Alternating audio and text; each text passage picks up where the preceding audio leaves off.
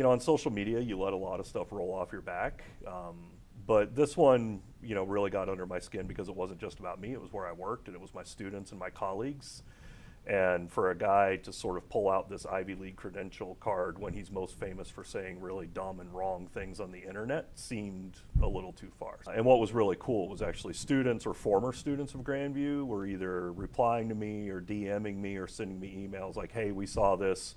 Thanks for sticking up for us. Like, we appreciate that. Like, that was the coolest part, is when people realized, and when you read op-eds in the New York Times, for example, that talk about higher education, what they're really talking about is kind of how things are at places like Harvard and Yale. They don't talk about community colleges, whereas you look at, what higher education in this country is all about. It's schools like ours that are doing most of the educating. I think education, civil rights, healthcare, these are fundamental human rights. There's no reason that someone should be denied access. Now, that's not saying you should enroll in college and get straight A's for 4 years, but you should have the opportunity to pursue higher education and to be able to do so at a place that will actually educate you, where you will be able to thrive, have the resources to succeed, and then not graduate under a mountain full of debt. Small colleges like us, we're mission driven. So we have a university mission, and ours talks about how we engage, equip, and empower our students. I think it's absolutely important to, let your voice be heard and to speak your opinion.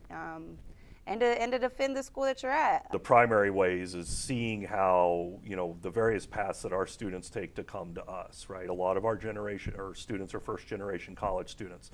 There's a fair amount of our students who come from financially difficult backgrounds, and seeing some of the ways or some of the obstacles that our students have had to navigate just to get in the door for higher education makes me want to advocate for them even stronger. There's no reason that you shouldn't have access to higher education because you come from a working class family, or because your high school wasn't as well resourced as the wealthier one out in the suburbs was. My colleagues and my students work harder and know that they can't take any of this for granted in much more deep and meaningful ways than almost every student would at a more elite or more well-established schools. I think Kevin Gannon's response was just so spot on, and was just kind of like a voice for the people, like he said, with Grandview serving underserved communities.